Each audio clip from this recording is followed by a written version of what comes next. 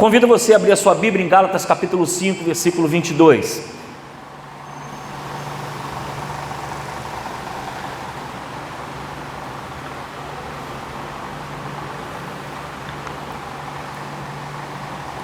Gálatas capítulo 5, versículo 22.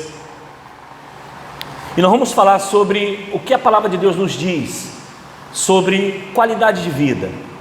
Muitas vezes a qualidade de vida, ela é apenas abordada nessa sociedade que nós vivemos. Há um corpo perfeito, há uma alimentação boa.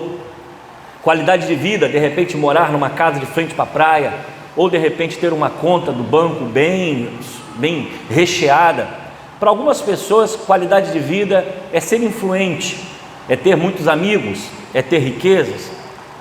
E claro que todas essas coisas de alguma forma vai contribuir para que a qualidade de vida seja melhor, uma boa alimentação, um corpo saudável. Mas nós não podemos esquecer da área emocional. A área emocional é uma área também muito importante em nossa vida. Não adianta você ter um corpo perfeito, dinheiro no banco, se a sua cabeça não está legal, se a sua emoção não funciona muito bem, a sua emoção está desregulada, e essas coisas vai influenciar completamente a sua vida. E é por isso que nós encontramos muitas vezes pessoas muito bem-sucedidas, mas emocionalmente destruídas, emocionalmente sem nenhuma estabilidade. E o que nós queremos aprender nessa série de mensagens é que nós cristãos temos a Bíblia para nos mostrar o caminho que devemos seguir, para entender as fases da vida, os momentos da vida de alegria e de tristeza, mas precisamos aprender a lidar com essas coisas. E Gálatas capítulo 22, ele vai dizer algo para nós sobre o fruto do Espírito. E ele diz o seguinte, a palavra de Deus: mas o Espírito produz esse fruto, o amor, a alegria, paz, paciência, amabilidade, bondade, fidelidade, mansidão e domínio próprio. Não há lei contra essas coisas. Domingo passado nós abordamos exatamente o amor como um fruto. O que nós falamos domingo passado? Que nada do que você faz sem amor vai produzir em você alguma satisfação. Então, por exemplo, se você tem um emprego, tem um trabalho, você deve desenvolver esse trabalho com amor, com alegria, com satisfação, porque é provável que você possa ter o melhor emprego do mundo, mas esse emprego não vai trazer a você uma satisfação, uma qualidade de vida. Toda vez que você se direcionar a esse emprego, você vai com o coração fechado. Eu não gosto daquela empresa, eu não tenho vontade de sair de casa, eu não vejo a hora de acabar a hora do meu expediente e ir embora. Quando você não tem amor, por exemplo, pela sua família, se você está com seus filhos e seu cônjuge, mas isso não te traz satisfação, é provável que você viva uma vida infeliz, porque tudo que nós vivemos e fazemos tem que ter o toque do amor, o toque da satisfação. Ninguém exerce uma profissão sem amor.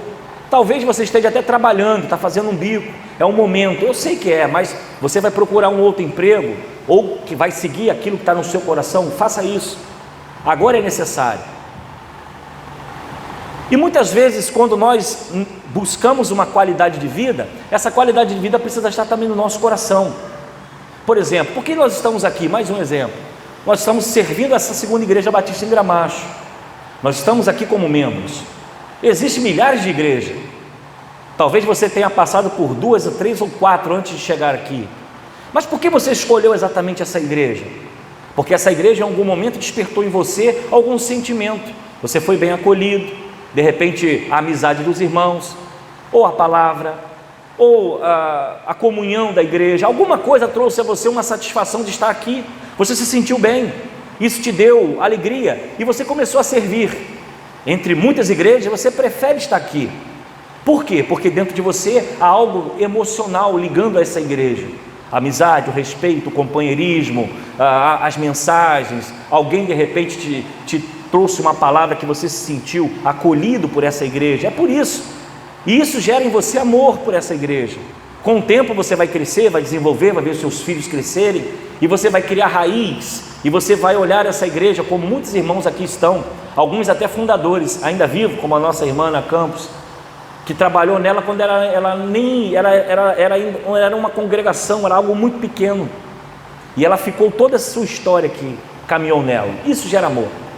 Agora nós vamos falar sobre um tema, isso foi semana passada, Uma outra área importante em nossa vida que nós precisamos regar e cuidar é a alegria.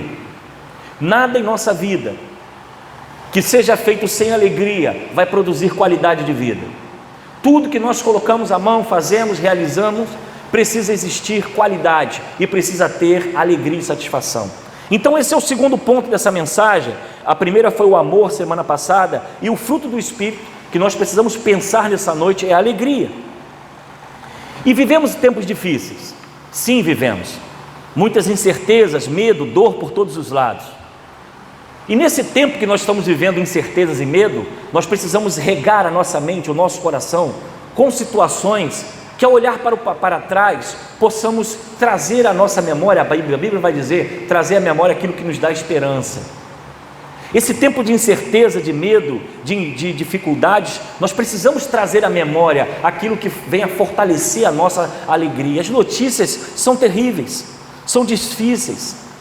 O mundo ao nosso redor, as leis que estão sendo implementadas, essas coisas tudo mexe com a nossa existência, economia, dólar subindo, desemprego, notícias de morte, alcançamos 100 mil mortes, e essas coisas vão tirando de nós a alegria de viver e muitas vezes a nossa saúde emocional. E não é à toa que muitas pessoas adoeceram de tanto ver televisão. É tanta notícia ruim que acabaram surtando dentro de casa. O mundo ao nosso redor, existe uma lei física: calor, frio, toda ação tem uma reação. Na vida espiritual não é diferente. Há uma lei que diz que é a lei da semeadura, e em Gálatas capítulo 6, versículo 7 vai dizer que tudo aquilo que o homem plantar, ele vai colher. Tudo aquilo que o homem semear, e ele irá colher. E se a nossa vida não é repleta de alegria, se nós não semeamos alegria, se nós não semeamos satisfação em que nós fazemos, nós vamos colher talvez não alegria, vamos colher tristeza, vamos colher amargura, vamos colher dificuldade. A vida espiritual é assim: o que nós plantamos, nós colhemos. Se você plantar amargura, vai colher amargura. Se você plantar murmuração, você vai colher murmuração. Se você plantar tristeza, angústia, você vai colher essas coisas. E é possível que a sua vida não tenha qualidade. É possível que o seu dia não seja bom. É possível que sua semana seja uma semana amarga, porque aquilo que nós plantamos, nós colhemos. A palavra alegria, de forma etimológica, o sentido da palavra na língua portuguesa, vai falar o seguinte: ele tem um significado de ânimo, de ritmo, significados que traduzem bem o que acontece quando nos sentimos alegres. Para a psicologia, a alegria é afeto com forte caráter libertatório de entusiasmo, é autoconfiança, o sentido de alegria, é o estado de ânimo que produz regozijo e ousadia, sendo propício à criatividade.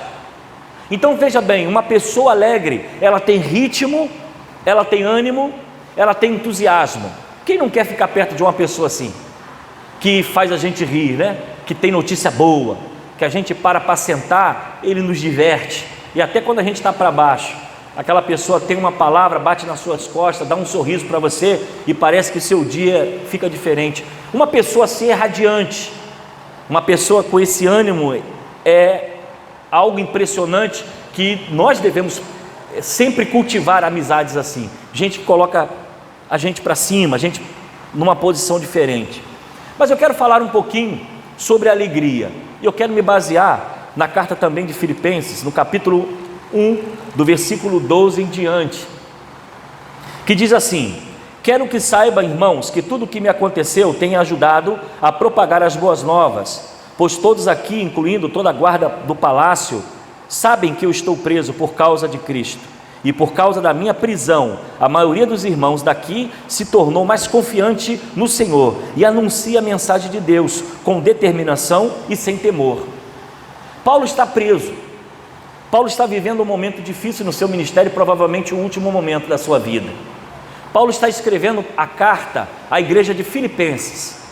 A igreja de Filipenses, para Paulo, era a coroa do seu trabalho, era uma igreja que ele amava, e ele diz no início da carta de Filipenses, no capítulo 2 e 3, ele vai dizer assim: todas as vezes que eu me lembro de vós, dou graças a Deus.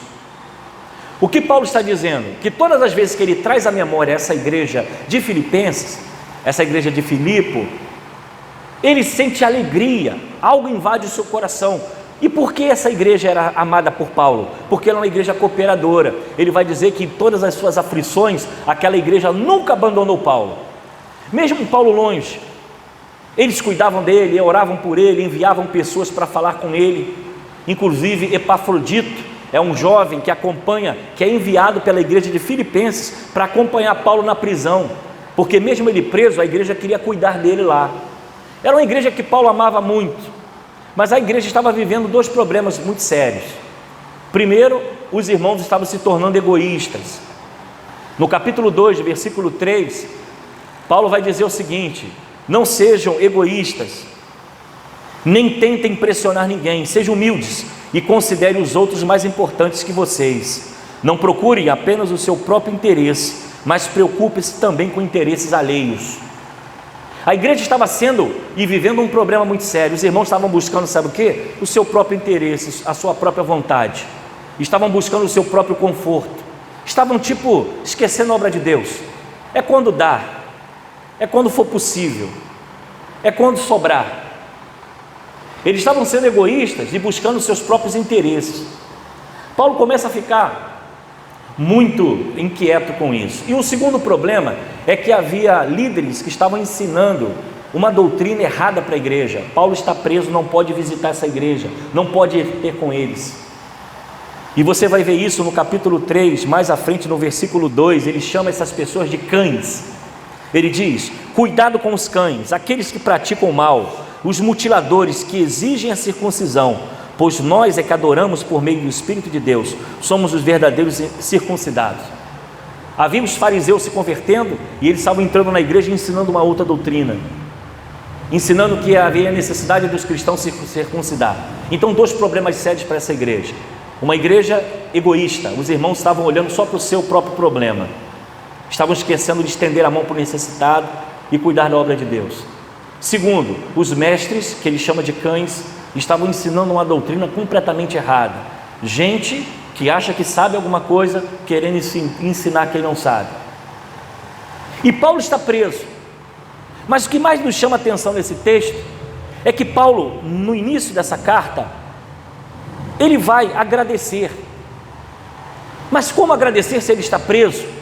Como ele pode ter uma satisfação se ele está correndo risco de vida, está dentro de talvez uma caverna, sem ventilação, sem alimentação, vivendo com uma comida provavelmente precária, num local úmido e sombrio, correndo risco de morte todo o tempo? Como pode Paulo agradecer e se sentir satisfeito? E aí é que entra a palavra nessa noite: alegria. O fruto do Espírito Santo que produz em nós alegria, irmãos, não pode ser aparentemente aquilo que nós tocamos ou vemos. Há muitas pessoas que só se alegram se ele tem um elogio, se ele tem que ser aplaudido, porque se ele não for aplaudido, ele não está feliz. Há pessoas que precisam de presente para se sentirem motivadas, e é por isso que o consumo aumenta muito. Tem gente que vai para o shopping para se sentir bem. Ele precisa comprar, ele precisa consumir, ele precisa ter aquilo que ele não precisa e gastar com dinheiro que ele não tem, para que ele se sinta bem e ir para casa radiante. É claro que presente aqui todo mundo gosta e todo mundo precisa, se sente bem quando recebe ou compra alguma coisa nova. Mas há muitas pessoas que são motivadas por isso, e é por isso que há pessoas que perdem o controle sobre suas finanças, porque acham que a alegria é consumo, é ter, é comprar. Ele não lê livro nenhum, mas ele passa na livraria e compra 1, 2, 3, 4 livros, simplesmente pela satisfação de levar para casa. E às vezes ele nem precisa disso, de livros. Não trabalha na área da educação. E Paulo está preso e ele está satisfeito. Ele diz: olha, o que eu estou vivendo, estou contente, porque está contribuindo para o evangelho crescer. E aí nós precisamos pensar um pouco: que alegria é essa que nós precisamos aprender nessa noite? Quais são as características de Paulo em que ele sente alegria estando preso? vivendo de uma forma precária, e às vezes há muitas pessoas com tanto, mas infelizes, com saúde, não precisa de um órgão para receber um transplante, tem a sua casa própria, tem a sua saúde, tem a sua vida, tem os seus filhos, tem a sua casa, não está num hospital, numa UTI ou num CTI em estado terminal, mas vivem infelizes. E é isso que o Espírito Santo de Deus quer nos ensinar. Quais são as características da verdadeira alegria? Primeiro ponto, precisamos olhar para o Senhor. As notícias não são boas, irmãos. 13 milhões de desempregados, pestes de gafanhotos na Argentina, próximo para passar da fronteira para o Brasil. Se isso acontecer, vai mexer com o nosso bolso. Por quê? Porque a lavoura é comida, vai ter aumento de preço. E a nossa oração é que isso não aconteça. Nós temos notícias de que já alcançamos 100 mil mortos. E algumas estatísticas vão dizer que pode chegar a 200 mil. Nós oramos para que essa estatística não aconteça até o fim dessa pandemia. A nossa oração é que ela não seja real. Nós olhamos o preço do dólar que aumenta, nós olhamos o desemprego, nós olhamos as dificuldades, mas eu quero dizer uma coisa: no tempo de Jesus havia também problemas. A Bíblia vai dizer que Jesus se depara com o choro das ovelhas de Israel. Roma estava pisando no povo de Deus, Roma estava cobrando impostos altos, e nós não temos hoje, para olhar as notícias, nós vemos políticos que deveriam defender a lei, deveriam honrar a sua palavra, desviaram o dinheiro da saúde, enriqueceram com o nosso dinheiro, e a gente fica pensando quando isso vai acabar. Mas no tempo de Jesus era algo parecido. Jesus olhava a injustiça, orava a opressão de Roma, gente doente, ele curou a muitos, ele cuidou de pessoas que eram perseguidas, as mulheres eram desprezadas. Mas de todas essas coisas que nós vivemos nesse mundo, nós precisamos manter a nossa alegria, precisamos nos manter motivados. Mas como fazer isso? Quando nossos olhos estão no Senhor. Paulo estava preso, mas ele olhava para o Senhor. Paulo estava vivendo a limitação da vida, ele estava vivendo os problemas da prisão e da dificuldade, mas ele olhava para o Senhor. E nós, como crentes em Jesus, nós temos sobre nós, meu irmão, uma promessa. Ele deixou uma promessa para nós, ele disse: eu estarei convosco todos os dias até a consumação dos séculos. Ele disse que haveria um novo céu e uma nova terra que nos aguarda, que nem a morte pode deter a promessa que ele fez a nós. Mas se nós começarmos a olhar essas coisas, as dificuldades, as tribulações, as lutas, é capaz do nosso ânimo desfalecer. Paulo, ele não olhava a prisão, ele não olhava os grilhões, ele não olhava as suas pernas, ele não olhava o calabouço, ele olhava que exatamente aquilo que Deus estava fazendo, estava contribuindo para o Evangelho. O que nós precisamos fazer, como falamos no início, a lei da semeadura, o que nós plantamos, nós colhemos. Nós precisamos regar o nosso coração com alegria, irmãos. Nós não podemos nos curvar e deixar ser abatido pelas atrocidades do mundo. O mundo jaz do maligno. Quem acha que haverá restauração nesse mundo está enganado. Haverá sim um novo céu, uma nova terra. Jesus Cristo virá buscar a sua igreja. Esses momentos de aflições que nós vivemos, eles irão passar. Mas enquanto eles não passam, eu vou manter a minha visão nas promessas. Eu vou manter o meu coração naquilo que Jesus prometeu, porque Ele morreu, Ele ressuscitou, e o Evangelho é boas novas de grande alegria. Se nós não mantermos isso vivo, essa chama no nosso coração, a alegria que nos motiva, nós iremos nos abater em todas as coisas. Então, o primeiro ponto nessa noite, para que você, como fruto do Espírito Santo, regue, plante alegria no seu coração, mantenha os seus olhos no Senhor. Não mantenha pessoas, elas irão te decepcionar. Não mantenha coisas, porque elas irão acabar. O seu dinheiro da sua carteira pode acabar. Será que a sua alegria é movida pelo dinheiro que está na sua carteira, pelo seu carro que você comprou, pela sua saúde, pela sua beleza? Irá acabar um dia, não ficará para sempre. Então os nossos olhos precisam estar no Senhor. Segundo, o que Paulo nos apresenta como alegria e como fruto do Espírito, a alegria vem de uma fé dominante. Nós não somos desse mundo, nós estamos nesse mundo. Nós temos um novo céu e uma nova terra para herdar. O que Cristo nos prometeu, Ele irá cumprir. No mundo temos adversidade, sim, temos dificuldade, sim, mas quando a nossa fé ela é dominante sobre o nosso ânimo. Nós olhamos as coisas com um foco diferente. Olha o que diz o apóstolo Paulo.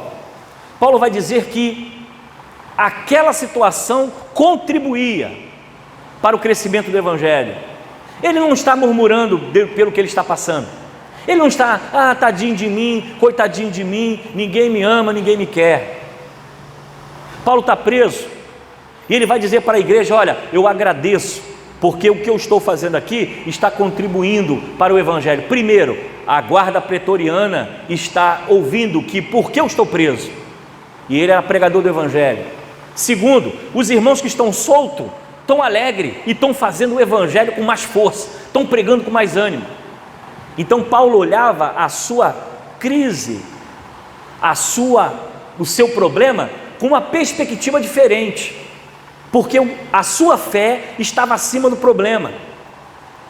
E às vezes, irmãos, nós somos bons para cantar, somos excelentes para cantar, cantamos o cantor cristão, cantamos o coro, cantamos o ministério de louvor, falamos músicas belíssimas, mas na hora de colocar em prática, na hora de exercer a nossa fé, na hora de colocar em prática aquilo que nós cremos, nós nos abatemos muito fácil. A nossa fé, ela tem que ser dominante, ela tem que dominar a nossa mente. As notícias são ruins, as pessoas estão falando coisas ruins, parece que tudo vai dar errado, mas é quando a nossa fé olha a esperança que está em Cristo, quando nós olhamos por um foco diferente.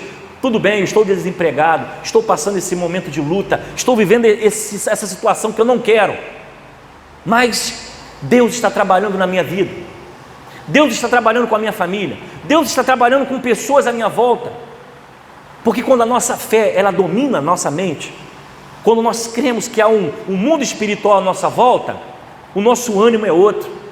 Eu estou passando isso, mas é a vontade de Deus. Eu estou passando por isso, mas Deus está no projeto. E quando nós olhamos a promessa que Ele fez: estarei convosco todos os dias até a consumação do século. Meu irmão, você pode passar pelo deserto, você pode passar pelo mar fechado, você pode viver todo tipo de calamidade, porque você vai passar por ela, claro, talvez sentindo até preocupação e medo, mas nunca desistindo, porque a nossa fé, ela precisa ser dominante, ela precisa estar em nossa mente, ela precisa estar dentro do nosso coração. O que nos traz aqui nessa noite é a nossa fé dominante, porque se você olhar pela sua carne, ficar em casa vendo televisão, descansando no sofá, talvez seja o melhor, mas quando a sua fé está acima da situação, você vem com os problemas do coronavírus, você bota a sua máscara, você passa álcool gel, senta no banco, não é pelo pastor, não é pela igreja, é porque a sua fé te impulsiona a fazer isso. É que a sua fé te tira de casa, é que a sua fé te motiva a viver e você rompe todo tipo de barreira. É por isso que durante a pandemia a igreja continuou fazendo, ela não parou, porque o que fechou foi parede, foi templo, não parou a mensagem, não parou o Espírito Santo de Deus na nossa vida, e os irmãos agiram de todas as formas. Foi cesta básica, foi trabalho, foi visitação, foi aconselhamento, foi coisas que nós fizemos de almoço, e tudo foi movido por quê? Pelo Espírito Santo de Deus, porque isso nos traz alegria. Então a alegria, para nos mover, ela precisa ser baseada numa fé dominante. O que nos motiva a estar aqui é a presença do Espírito Santo de Deus, irmãos, mais nada do que isso. Se for algo diferente, nós precisamos nos avaliar. Terceiro, para nós mantermos uma fé, uma vida de qualidade com fé, precisamos manter a alegria com a esperança. Filipenses capítulo 1, 18, Paulo ainda vai dizer à igreja o seguinte: mas nada disso importa, seja as motivações deles falsas, sejam as verdadeiras, a mensagem a respeito de Cristo está sendo anunciado, e isto me alegra, e continuarei a me alegrar, pois eu sei, com as suas orações e auxílio do Espírito de Jesus Cristo, Ele ressuscitará em minha libertação. Existem problemas na igreja de Filipenses, problemas sim dos falsos mestres, existe problema dos irmãos serem egoístas, só pensar em si, e Paulo está preso. Paulo está vivendo talvez os últimos dias do seu ministério, ele crê que pode ser solto, e ele acredita que um dia ainda poderá visitar Filipenses, mas o que traz a alegria no coração do apóstolo Paulo é a esperança, é a certeza de que Deus está fazendo uma obra. E, irmãos, é isso que nós precisamos focar na nossa vida. Eu não sei o quadro que você vive, a situação que você está passando, eu não sei qual é os momentos difíceis ou alegres que você vive, eu não sei com o que te aflige nessa noite, mas a alegria no seu coração, a alegria de viver, ela não pode se apagar. A alegria de existir, de estar de pé, talvez um problema no casamento, talvez um problema com seu filho, talvez um problema financeiro, não importa. Nós precisamos trazer a esperança para dentro do nosso coração. Salmo 34, 2 diz o seguinte: a minha alma se gloriará no Senhor, e os mansos ouvirão e se alegrarão. Salmo 100, versículo 2: servi ao Senhor com alegria e entrai diante dele com cânticos. A sua alegria, meu irmão, não pode ser o dinheiro da sua carteira, porque ele vai acabar, e a sua alegria não pode acabar. A sua esperança não pode ser a sua saúde, porque um dia ela vai definhar um pouquinho. Eu brinquei de manhã, falei com os irmãos, que eu já fui mais novo, e agora já não sou tão velho assim, mas já estou caminhando. Hoje você deita no chão e para você levantar já não é mais a mesma coisa. Já dói um pouco a coluna, já dói um pouco o quadril, já dói um pouco o braço, e tem gente rindo que deve estar vivendo isso também, Já estou com meus 49, preciso melhorar, emagreci, preciso emagrecer um pouco mais, estou lutando contra a genética, mas faz parte da vida. Mas nós olhamos que a nossa alegria não pode oscilar. Eu tenho isso, eu estou bem, não tenho, estou mal. Isso aqui fizeram para mim, não fizeram, eu estou mal. A nossa alegria tem que ser constante. Eu dei um exemplo de uma mulher que muitos aqui conheceram e viveu nessa igreja. Eu dei o exemplo dela e quando eu fiz essa mensagem eu estava lembrando dela, a irmã Georgina. Irmã Georgina foi uma mulher que, com essa história dela, nos emociona. Ela já está com o Senhor, partiu. A irmã Georgina, 2 filhos dela, ela perdeu, assassinado, morto. Um estava com drogas. A irmã Georgina tinha problema de saúde, sério, respiratório, uma coluna um pouco torta, problemas para respirar, desde a infância. Uma mulher sozinha, construiu a sua casa, lutou, e você conhecendo a história da irmã Georgina, você às vezes se assustava quando via aquela mulher, era no coro, era no adorai, era fazendo solo, cantando louvores maravilhosos que enchiam nossa alma. E quando você, sabendo da história dessa mulher, aquilo te comovia, porque a sua alegria estava realmente em quem ela cria. Porque as circunstâncias da sua vida, nada disso poderia trazer talvez alguma satisfação. E era difícil você ver Georgina sem rir, Georgina sem fazer piada, Georgina sem fazer brincadeira, dentro do carro, levando às vezes de carona para casa, até na igreja. Chegava aqui, botava o playbackzinho dela lá, os irmãos do som colocavam, e ela então cantava aqui com muita alegria. E aí nós vamos ver, irmãos, que as circunstâncias da nossa vida não podem tirar a alegria que está no nosso coração, porque a nossa alegria tem que estar em Deus. A nossa fé tem que dominar a nossa mente e as nossas emoções. A nossa alegria tem que estar simplesmente em manter a esperança viva. E nos últimos dias, quando Georgina estava no hospital, Georgina já estava preparando tudo. A casa, minhas coisas, isso aqui e tal. Pastor, tem que ver isso para mim, ver isso para mim. Calma, Georgina, nós vamos resolver. Deus vai abençoar, nós vamos sair daqui. Não, tudo bem, pastor, Deus vai resolver, nós vamos fazer a nossa parte. Até o dia que Deus resolveu levá-la.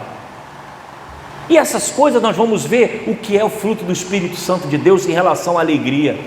É que nada e nem ninguém, nem situação nenhuma, meu irmão, pode tirar aquilo que está no seu coração. É por isso que nós, como crentes, nós precisamos ser esse povo diferente, que quando olham para a gente, nossa, está passando luta, mas está dando glória a Deus, está passando tribulação, mas está agradecendo, está passando situação difícil, mas está na igreja orando. É porque a nossa alegria não vem de coisas que nós tocamos, não vem de coisas que nós compramos, porque o sofá acaba, a televisão quebra, o carro estraga, a saúde vai embora, mas aquilo que está aqui, a esperança que está no nosso coração, é que deve ser a nossa maior alegria nessa noite. Que Deus possa abençoar a sua vida, meu irmão. Que talvez em momentos de dificuldade e tristeza o seu coração se abateu, mas dê uma olhadinha e olhe para o apóstolo Paulo. Estava preso, estava no calabouço, vivendo os últimos dias do seu ministério, e ele olhava e sabia que tudo aquilo que ele estava passando contribuía para o crescimento do Evangelho. Que você tenha qualidade de vida, que a sua qualidade de vida não seja só os alimentos que você compra ou a academia que você faz, mas que precisa ser também a sua área emocional, porque quando as coisas de fora estiverem ruins, você pode olhar para dentro e dizer: eu sei em quem eu tenho crido, eu sei que a minha esperança está no Senhor. Que Deus nos ajude, que a alegria que talvez falte para essa geração, o Evangelho de Cristo nos ensina: há um novo céu, uma nova terra nos esperando. Há um Cristo que disse: estarei convosco todos os dias até a consumação do século. Você não está sozinho. Ele ouve a sua oração, Ele sabe a sua luta, e Ele é o Deus de milagre, porque todas as coisas estão sob as suas mãos. Descansa, confia, mantenha alegria, levanta a cabeça, agradece por aquilo que você tem, agradece por aquilo que você faz, agradece por aquilo que Deus te dá a oportunidade de estar vivo nessa noite, porque nós perdemos 100.000 pessoas. 100.000 pessoas deixaram de ser pai, mãe, filhos. 100.000 pessoas não voltaram para casa. E se isso não te alegra, meu irmão, o que te alegra? Louvado e engrandecido seja o nome do Senhor. Nós estamos vivos e Deus tem nos sustentado. É claro que somos solidários com aqueles que partiram, é claro que somos solidários com a família que perdeu o seu ente querido. Nós oramos por ele e sentimos a sua dor, mas você precisa ser mais grato e precisa ser mais alegre com tudo aquilo que Deus tem te dado. Que o Senhor te ajude, que o Senhor faça com que o Espírito Santo de Deus complete aquilo que talvez a mensagem dessa noite não tenha completado, mas os frutos do Espírito para uma qualidade de vida é alegria em tudo que nós fazemos. Que o Senhor nos abençoe. Feche seus olhos.